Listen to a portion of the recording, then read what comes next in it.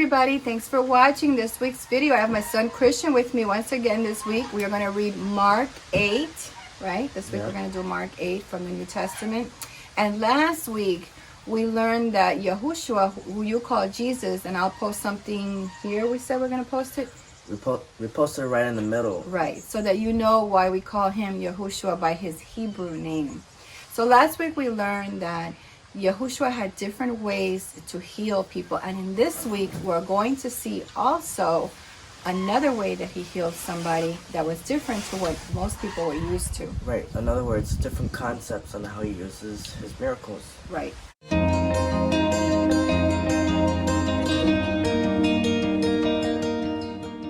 Verse number 1. In those days, the multitude being very great and having nothing to eat, Yahushua called his disciples unto him and saith unto them. Now remember, we're going to be using the new version of the King James. No, this is just the regular King James. This is the King James. This is the regular King James? Yeah, this well, is the regular I'm just letting King you guys know there's different variants. There's a new King James and there's a King James. Old. But we're using the old King James, the regular old King James. Well, regardless, I'm just there to let you guys know there's different varies. Yeah. Different versions. The King James is most the original. Right, yeah. So now in this one here with the feeding of the multitudes, this is going to be different than the one that we read in chapter 6. Were you with me when I read chapter 6 with the multitudes? Okay, so that was a previous one. This is not the same one. It was mostly feeding Jews in the previous multitude that we read in chapter 6. But in this feeding here, Yahushua is ministering to a non-Jewish crowd. These were people that were in the Gentile region of the 10 towns that we previously read about. I think also it was in number 6. And now his actions and his messages were starting to get to people and impact them that were in the Gentile region. That's why it's important, because it wasn't just for the Jews. Remember, he was a Hebrew, he was a Jew, but now he's actually impacting people who are not Jewish. Verse number 2. In verse number 2, remember what I talked about, the red letters. It's very important. That's when our ears have to perk up, because that's actually Yeshua talking. Right, that's his words. Jesus And that's talking himself. Yeah, we always perk up and listen to what he's saying. So and those are going to be the same exact words in every Bible. Yeah. Because it's quoted by him himself. Yes, exactly. So verse number 2, I have compassion on the multitude, because they have now been with me 3 days and have nothing to eat.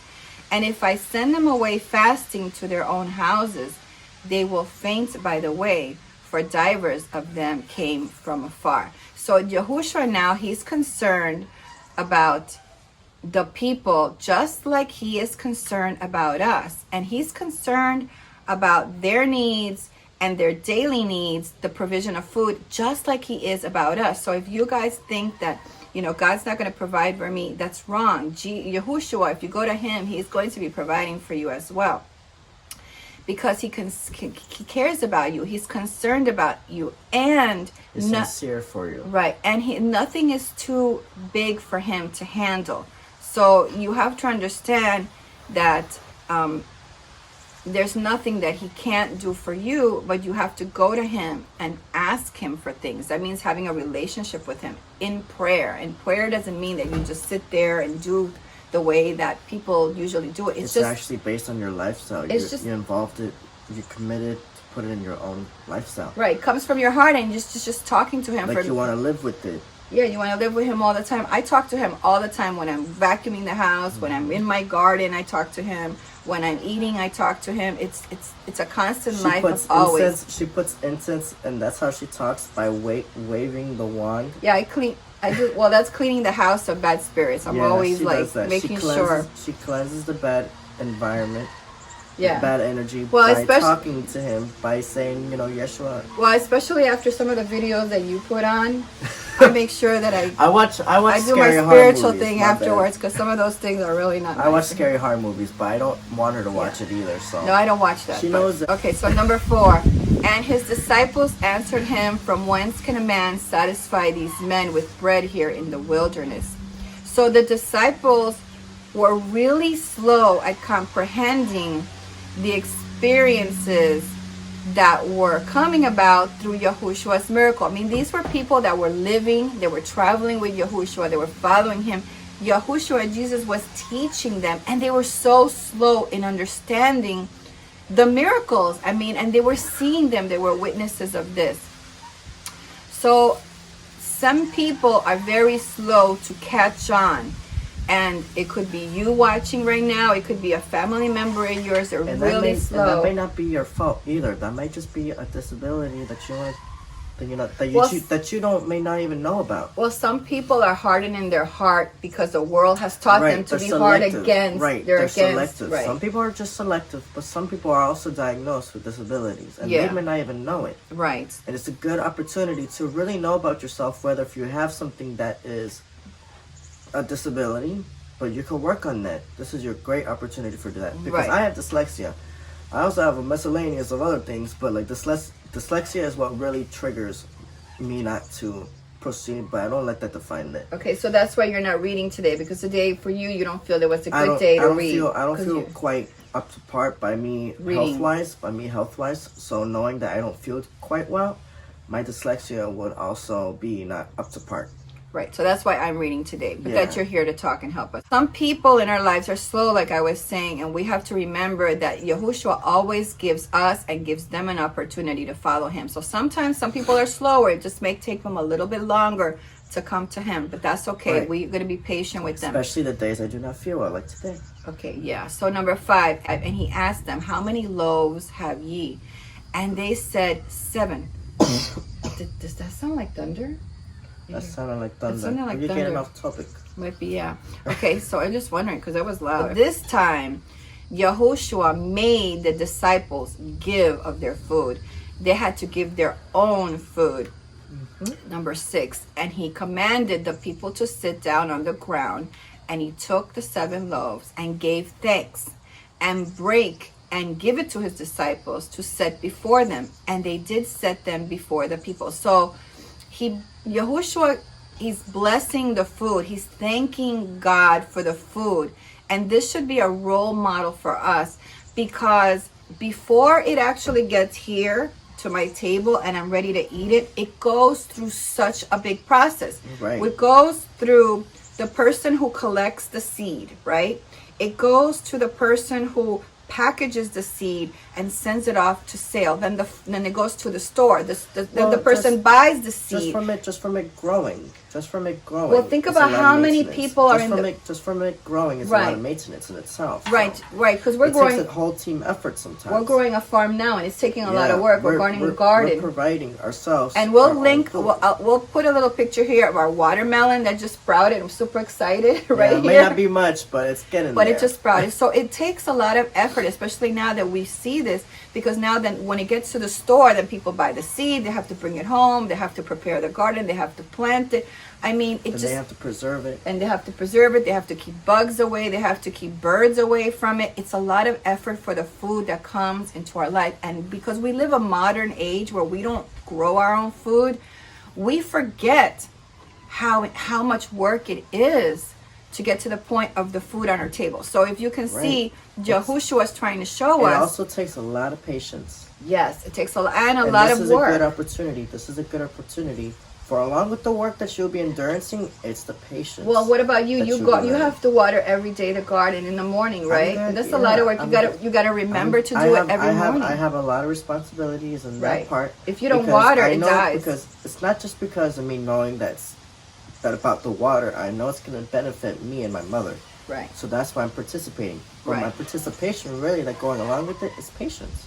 Right. So meals, we have to remember, are God's blessing to us. It's an opportunity to thank God for our daily needs that are being met, and not only the food that we sit at the table with, but also the company that we sit with when we're having a meal with somebody, when we're sharing, like when I share with him or he shares with me. He should also be grateful that he has company, because a lot of us, there are times in our life that we eat alone, right? We eat alone. Yeah, not just because we eat alone doesn't mean we regret it. We will regret it later. Some of us. Some of us will regret that what happened, the reason why we're alone. We will regret that later on in life, which will make us to re-encounter with those. And then you'll be happy when you're with the people that you're with, right? So then you'll be like, oh, I'm grateful now, because just like me right now, I left for 3 years ago, and now I'm back, And now I'm taking my own gratitude and what I've learned. Right, that's wonderful. So then also the other thing that we have to be grateful for is not just the company and the way the food got to us, but also the taste of it, because we have taste. A lot of people in this world, they can't taste their food. And not only that, you can't see it. We also should enjoy the beauty, because some people like to prepare the food on the plate so it looks really pleasing. I mean, just somebody like Mary from Little House on the Prairie. So they we like were just to watching her lately. We were just watching, yeah. So we like that some people have a gift to try to make the food look pleasant, and we should also take that into consideration as well. Some people want to. It's called food art. Yeah, it's food art, right? Exactly. Food So art. reflect today on all of this that I'm telling you, because we have food shortages and they're going to get worse. Yeah. And we have to give gratefulness to God for the food that we have now and whatever provisions He's going to give us in the future during these shortages. God, and all of the nourishment, everything. And all of the nourishment that we get as well in the foods that He provides for us. Verse number 7. And they had a few small fishes, and He blessed and commanded to set them also before them. So the disciples were hoarding food, just so you know. They were hoarding the bread. That's why Yahushua made them give it up. And now, after all of this, they actually brought out the fish. So they were hoarding the fish for themselves. They didn't want to give it to other people. But now, since they saw what Yahushua did with the bread, they brought out the fishes, because Yahushua multiplied the bread, and they knew now, they had faith, they were trusting now that Yahushua was going to multiply the fish as well. Number 8, so they did eat and were filled, and they took up of the broken meat that was left 7 baskets. So there was more food after all of this. There was more food left over than what they started with. Yeah, so that's how much blessing that He gave her. He just made all of this extra food for everybody. Number 9, and they had eaten were 4,000, and He sent them away. So some people think that this is a retelling of the same story of the 5,000, but it's really not. This one is mentioning 4,000 multitude. So it's not uncommon for you and me, that we are believers, to many times forget about the miracles that Yahushua has done in our lives.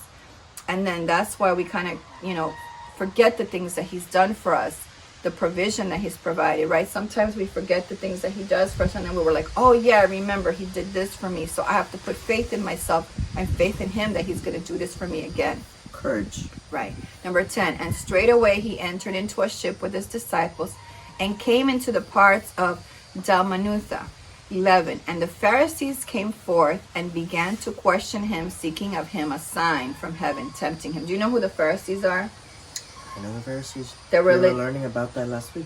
Oh, you know who they are? Yeah. Who?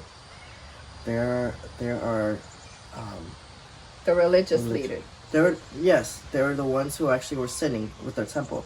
Yeah, right. So they were the ones. So in the Geneva Bible, the Pharisees. I can't think today, by the way. Okay, no, you're not having a good day, but that's good. Don't make me think. The important thing is you're listening to the word and you're listening to the lesson. Yeah, so I know a lot. One of the things that Christian is showing us is, even though he's not feeling that great, he doesn't want to read today, he's still listening to the word, and the word is getting into him, and he's understanding it. Right, so. You saw me struggle a little bit. That's because I'm not feeling well. Okay, so now let's talk about this. In the Geneva Bible specifically, it states that the Pharisees came to purposely engage with Him. So they came to Yahushua. They came to make a problem with him. And they try to make a problema. Yeah, they're trying to tempt Him like Satan tried to do with Yahushua in the wilderness.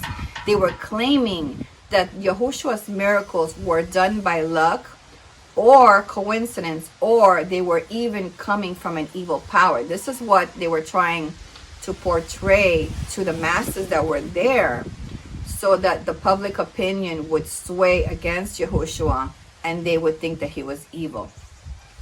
So this is why they demanded a sign from heaven, which is really something that only God could do. And Yahushua is refusing their demands, because He thinks that if He did this miracle, it would still not convince them either way. I mean, they had hardened hearts, and they were never going to believe that He was God. They just had hearts just like the Grinch. Yeah, their hearts like the Grinch. Yeah, they probably did. Many of us also have a hardened heart as well, and we have to be willing to be open to the truth around us And there's are people that are trying to show it to us, but we're so hardened in the heart, and the media, the television, social media, radio, music, movies, all of those things try to brainwash you to believe that there isn't a Yahushua, there isn't a Jesus that came to free us from a sinful life. And there is. And that's what we have to focus on and open our hearts to accept that. Verse number 12. And he sighed deeply in his spirit and said, why does this generation seek after a sign? Verily I say unto you, there shall no sign be given unto this generation. So the Geneva Bible states, and these were words, by the way, of Yahushua. He's talking here in red. So the Geneva Bible states this sigh was because he couldn't believe, Yahushua couldn't believe so much of their unbelief. They knew in his mind that they knew who he was, but in their hearts they were not willing to accept it. Yeah. So Yahushua's miracles are not here to convince anyone. Right. They are for the purpose of showing God's mercy on all of us. And his reaction was just appalled. He was like, I can't believe that they're coming at me again. Yeah, so anyone who needs to see miracles over and over and over again to prove that Yahushua is who he is, or maybe even in your own situation, when you know that someone is not believing you for something, just think of an aspect like this. Right. That, you're trying to tell them, like, what happened was really what happened, but they don't believe you. Okay, show them like this. Right, because sometimes they have a hardened heart and they're not ready to walk in faith. Some people they're not ready to listen. Well, some people are slower. Some people are slower to take it in. Just because their heart is stubborn doesn't mean that their ears might be too. You have to remember that. The cold-hearted stone ones are also having the ears stubborn. Yeah, they don't want to listen. Verse number 13, and he left them, and entering into the ship again departed to the other side. 14, now the disciples had forgotten to take bread, neither had they in the ship with them more than one loaf. 15, and he charged them, saying, take heed, beware of the leaven of the Pharisees and of the leaven of Herod. The book of Mark, which we're reading, audience is mostly non-Jews, and they would have known about Herod, but they would not have known about the Jewish Sadducees. That's why he's quoting a part of Yahushua's statement, so his readers would understand the reference to Herod. And these were supporters of Herod, who were a group of Jews that supported the king, and they were mostly Sadducees. So the yeast in this passage is symbolizing evil. And in other passages that we've read in the Bible, it symbolizes sin, which shows that a small amount of sin can permeate and contaminate an entire society to rise up against Yahushua. Because it only takes one person to spread evil, and then another person follows the evil, and another person, and that's what you get. It's contagious. It's contagious, right? And then all of people start following, they start falling away from Yahushua, and that's where our society is right now. Well, leading to. It's been there. Geneva Bible states, we must especially take heed of those who corrupt the word of God, no matter what their position is in the church or in civil politics. We have to be aware of the wolves that come hiding in sheep's clothing. Also, that have their minds fixed on earthly things are utterly blinded to heavenly things, even though they are plainly set before them. That's from the Geneva Bible. So if you're just focused on the things of this world and not on your spirit and truth and bigger things of this world and of heaven, hopefully you're thinking about that, then, it's going to be really difficult for you. Verse number 16, and they reason among themselves, saying, it is because we have no bread. The disciples were not thinking about the spiritual ideas that Yahushua was trying to show them. They were thinking about the physical bread. This is how, so slow that they were. I mean, this man is a spiritual man. They didn't think of what it resembled as. Right. They weren't understanding. They were very slow in understanding spiritual things. And that's what Yahushua was trying to teach them. Verse number 17. And when Jesus knew it, he saith unto them. Now, this is in red writing. Why reason ye, because you have no bread? Perceive ye not, neither understand. Have you your heart yet hardened?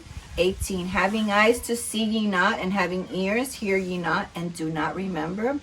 So remember that joining with other hearts requires your choice. And you must refuse to listen to those who are not open to Yahushua's truth. And you have to be willing to let him soften your heart for better understanding. You have to make that choice. You have to make that effort. Right. Verse 9, verse 19. When I break the 5 loaves among 5,000, how many baskets full of fragments took ye up? And they say unto him, 12. Number 20. And when the 7 among 4,000, how many baskets full of fragments took ye up? And they said 7. 21. And he said unto them, how is it that ye do not understand? 22. And he cometh to Bethsaida, and they bring a blind man unto him, and besought him to touch him. 23. And he took the blind man by the hand, and led him out of the town. And when he had spit on his eyes, he put his hands upon him. He asked him if he saw aught. 24. And he looked up and said, I see men as trees walking.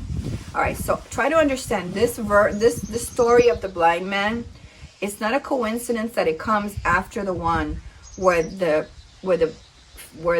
disciples were not understanding Yahushua's spirit. Now they're going to understand. Okay, verse 25. And after that, he put his hands again upon his eyes and made him look up, and he was restored and saw every man clearly. So in this verse, Yahushua takes the blind man and he touches the man twice before he is healed. And even though he could have healed him the first time, he chose to do it in stages to show the disciples that some healing is gradual and others are instantaneous, because the spiritual truth is not clear yet to some of us. But as you can see, the man eventually was completely healed because he was having gradual faith. Maybe he wasn't 100% in faith that Yahushua was going to heal him. That's why Yahushua spit on his eyes.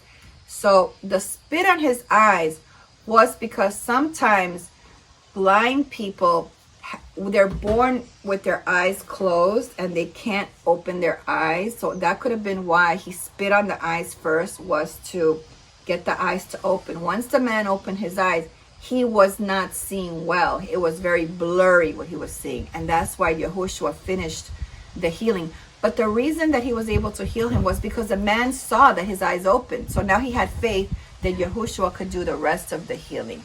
And that's how he's teaching the disciples about, look, you see the miracles that I'm doing. Why is it that you don't understand? You have to have this faith in order to be spiritually connected to him, right? So he was showing the disciples their own spiritual blindness. 26, and he sent him away to his house, saying, neither go into the town, nor tell it to any in the town. The Geneva Bible states that Christ will not have his miracles to be separated from his doctrine. So in other words, you can't go to Christ like a lot of people were doing in the past and say, I want to be healed, and not follow his word and not have faith. You have to have faith in him in order for you to be healed. If you don't have faith that he's going to heal you, you are never going to get healed. As you can see, we talked about this in the past. A lot of people used to bump into him and they weren't getting healed like that one lady did. 27, and Yahushua went out and his disciples into the town of Caesarea Philippi. And by the way, he asked his disciples, saying unto them, whom do men say that I am? So let me give you a little history on this, the town of Caesarea Philippi. The city of Caesarea Philippi was a very pagan town, and it devoted its temples to the ancient god Pan. The ruler at the time was Philip. He changed the city's name from Caesarea to Caesarea Philippi so people wouldn't be confused with the Caesarea of the coastal city. And you can read about this coastal city in Acts 8:40 if you want to know more about Caesarea. Verse 28, and they answered John the Baptist, but some say Elias, and others one of the prophets. 29, and he saith unto them, but whom say that I am? And Peter answered and saith unto him, thou art the Christ. So Yahushua asked the disciples who the other people thought that he was, because they had to know. They had to understand and accept him for themselves as the Messiah. And they had to move away, these disciples, from the phase of being curious of who Yahushua was and their admiration for him. They actually had to know him just like we have to know him, like really get to know him, just get out of that superficial place. They had to get into a real deep place of knowing him. 30, and he charged them that they should tell no man of him. So why would Yahushua tell the disciples not to tell anyone the truth about who he was? Why do you think? Because they already knew.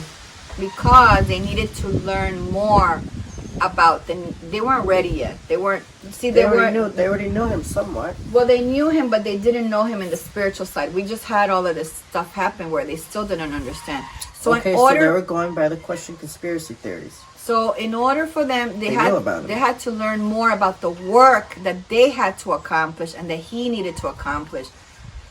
Especially Yahushua, they had to learn about the death and the resurrection. So without this teaching, the disciples wouldn't have the full picture of what Yahushua came to do.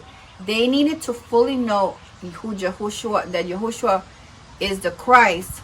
When they were confessing about him to other people, they had to really know the true meaning of this, because if not, they would be called liars if they were just parroting what Yahushua was telling them. They actually had to believe that he is the Messiah, he is the Christ, and he is going to die for us, and he is going to be resurrected for us. They had to get that in their head, because when they preached it, they had to really believe it. Because if not, it was just going to be a lie. It can't be a lie, right? It has to be real. 31, and he began to teach them that the Son of Man must suffer many things and be rejected of the elders and the chief priests and scribes and be killed, and after 3 days rise again. So this name, Son of Man, for Jesus' title comes from Daniel 7:13. It comes from Daniel 7:13, where it speaks of the Son of Man being a heavenly figure who in the end times has the authority and power, and refers to Yahushua as the Messiah, who is the representative man and the human agent of God, who is vindicated by God. Wow, that's a mouthful. So we had prophets back in the day who talked about this Jesus, this Yeshua that was coming in the future. Many people predicted this man was coming, and this is right here one of those predictions. So from this point on, Yahushua, he spoke plainly and directly to his disciples about his death and resurrection, because he had to prepare them for what was going to happen to him. They didn't understand truly what he was going to do for them. And the Geneva Bible states that all that Christ suffered for us, he suffered not unwillingly and not unaware. He knew exactly what he was supposed to do for us. He came here prepared to do it. It wasn't that he didn't know and he was just going along with it. No, he knew exactly what was going to happen for us. That makes it so important for us to realize he knew he was going to suffer for us. 32. And he spake that saying openly, and Peter took him and began to rebuke him.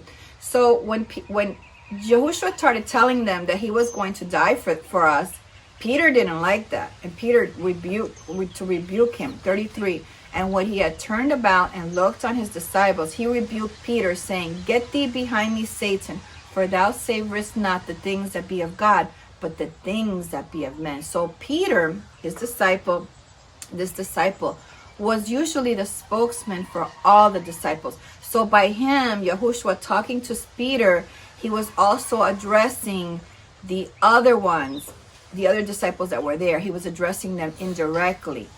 So even though truly their motives were out of love and admiration for Yahushua, they unknowingly were trying to prevent Yahushua from going to the cross and not fulfilling the mission that he had to do on earth for all of us. So they were not supposed to be, these disciples were not supposed to be guiding and protecting him. They were only supposed to be following him. It wasn't until the death and resurrections that they would truly understand that he had to die. So think about it. They still didn't get it during this whole time that he was teaching them. They still didn't get it. My bad. They didn't get it until the end. Okay, so Peter wasn't considering God's purpose and he wasn't putting aside his own natural human desires and feelings. He wanted the Christ to be a king, but not the suffering servant that was prophesied in Isaiah 53. So that was prophecy. He wanted the good parts, but he didn't want to understand the prophecy had to be fulfilled a certain way. He only wanted the nice part, not the other part of Isaiah 53. So this is an example that Christian life is not always going to be perfect, and that we have to focus on the good that God can bring out of anything that's evil, because we have the crucifixion on our side for resurrection as well. So the Geneva Bible states that this is not godly, but worldly wisdom. In the part about Satan, get behind me, because it comes from Peter's perfection. It comes from Peter's perception, not from God's word. Verse 34, and when he had called the people unto him with his disciples also, he said unto them, whosoever will come after me, let him deny himself and take up his cross and follow me. So taking up your cross meant that you were a prisoner that had to carry your own cross to the place of execution, and you were submissive to Rome's power, because that was a form of execution if you were a dangerous criminal back in Rome. So picking up your cross was not going to be easy, because it meant that you had to have great effort. Even if your future looked bad, you still had to pick up the cross, and you had to make the effort. 35. For whosoever will save his life shall lose it, but whosoever shall lose his life for my sake and the gospel, the same shall save it. So Yahushua wants us to choose to follow him rather than to lead a life of sin and self-satisfaction. So we need to stop controlling our own destiny and let him direct us. That should be your prayer every morning, is telling him, guide me today, Father, guide me in all things. And he will show you the way to go, what to do, how to act, your attitude, your behaviors. So we have to ask him for submission. We have to lose our self-centered ambitions to always be in charge, and to really let him guide us. And that's the best way in this world, because we're here for his purpose. We're not here for ourselves. We're here for his purpose. He's going to guide us and direct us always. So 36, for what shall it profit a man if he shall gain the whole world and lose his own soul? 37, or what shall a man give in exchange for his soul? So here we're talking about worldliness, which is focused on possessions, power, and position. And they're really worthless because it's only temporary in this earth. And you really can't exchange your soul for things. You really shouldn't. What you can have, having these things, you can have a pleasurable life here on earth. But in the end, it's going to be an empty life and hollow, because these are all selfish pursuits. You are just doing this for yourself, and you're not following the path that Yahushua wants you to lead to, so that you can receive eternal life. So number 38 is, whosoever therefore shall be ashamed of me and of my words in this adulterous and sinful generation, of him also shall the Son of Man be ashamed when he cometh in the glory of his Father with holy angels. So what they're telling us here is that when you reject Yahushua, it may be an escape from what you called shame in front of your peers or in other people. So in other words, you're ashamed of being a Christian in front of certain people, right? But that's not going to guarantee you entry into your eternity. That's going to get you into the wrong place. So that's going to be it for today, but I'm going to segue into this. Next week, we are going to talk about, in Mark 9, of the transfiguration of Yahushua, which is really a good one. And we have to remember that Yahushua is coming back. He promised that he was coming back. And we are in the end of times. All of this stuff that's happening is biblical, and we do believe that he's coming back. So we have to allow ourselves to be rebels against the world. Anything that puts us in the flesh and the devil, we have to keep ourselves away from those things that keep us in the flesh and the devil. So that's what we have to rebel against all the time, so that we can share in his glory. That means we have to not be ashamed to be Christians if the world looks down on us. I ain't ashamed. And this is, and if you are ashamed, this is going to be a test of your faith. Because if you deny him in front of the world, you are putting those people, those friends of yours, or whatever, above Yahushua. And we should really be proud to spread his message, to give a witness for what he's done in our lives. We have to be, some of us are slow in letting him get into our life and change our lives. But if we commit to allowing him to change our life and stop everything that we feel is right, and realize there's a lot of things that we feel are right really don't come from Yahushua. They come from the world. They come from Satan. So we have to be willing to receive his message into our hearts so that we can stop our hardened hearts from keeping us away from him and letting him soften our heart. So with that said, I thank you so much for watching. I thank Christian. He didn't feel well today, but he came on anyway. And I'm always come on. Yeah, I'm glad. Thank you so much, Christian. Anyway, next week we will see you back here for Mark number 9, the Transfiguration. I hope you will come back for that. Thanks for watching. Bye-bye, everybody. Remember, don't be afraid out there. Hey, don't forget to give this video a thumbs up. Thanks for watching.